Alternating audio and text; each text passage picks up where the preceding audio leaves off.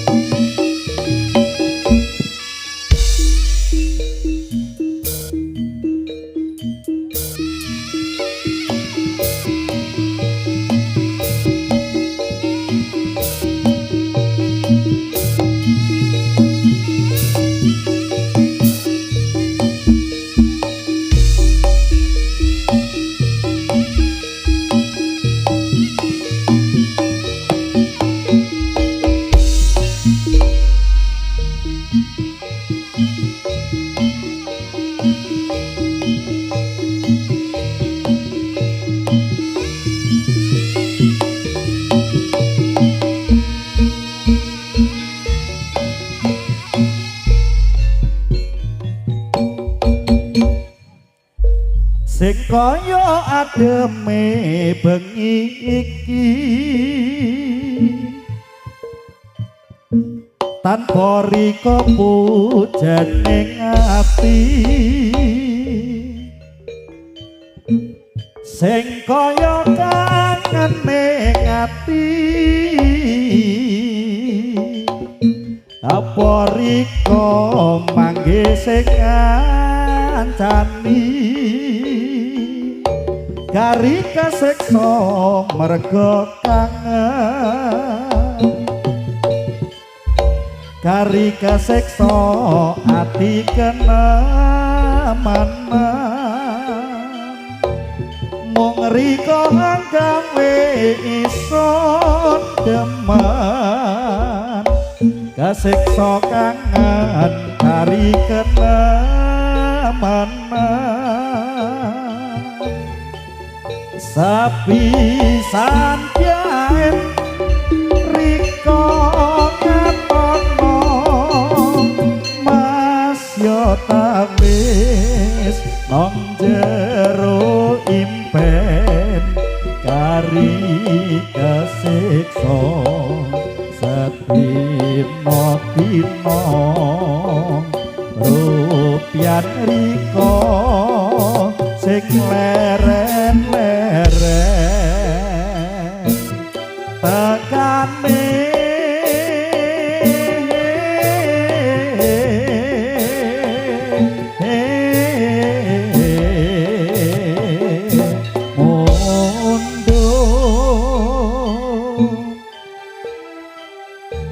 sing kaya ademe bengi iki tanpa riko pujaning ati sing kaya kangening ati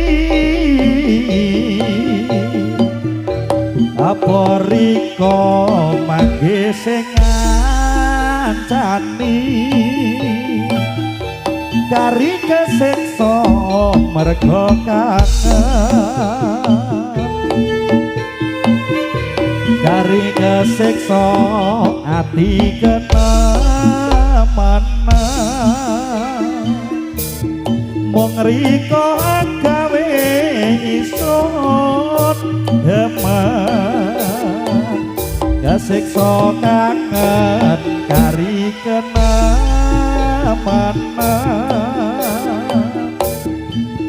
sepisan pian riko ngatono masih tawis nang jero impen kari kesiksa setino tino rupian riko sing leren-leren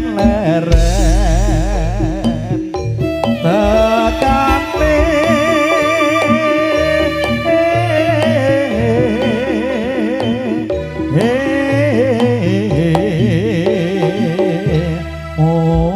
mundur tekane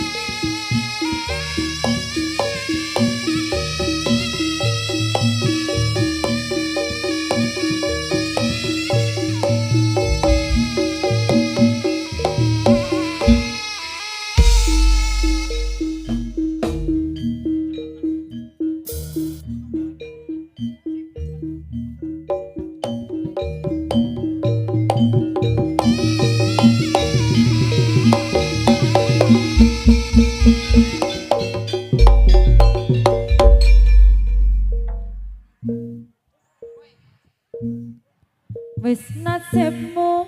anakku sing tak tresnani nandang kangen mring bapakmu kang ono paran ditinggalke wiwit bayi isih trantanan nganti tekan umur wis 17 saben bengi batinku tansah nelongso nyawanganmu saiki dadi remoco kebangetan bapakmu opo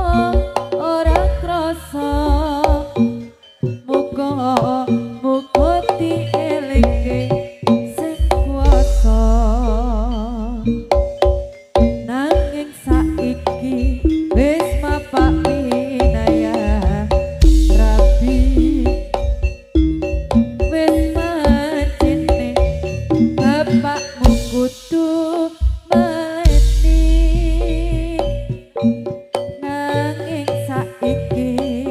dununge aku ra ngerti. Aduh Gusti kula nyuwun pitulunge. Wis mila anakku sing tak tresnani, nanda kurang kawigate ana iki. Ibu pasrah mring Gusti kang maha dumadi, mugi tansah pungkas ing lakon iki. Saben bengi batinku tansah nelongso nyanganmu saiki dadi remaja. Kebangetan bapakmu apa ora krasa, muga dielingke sing kuwasa. Nanging saiki wis mapak pinayarapi, wis watine bapakmu kudu baleni. Nanging saiki dununge aku ra ngerti. Aduh Gusti kula nyuwun pitulunge. Wis lila anakku sing tak tresnani, nanda kurang kawigatan ana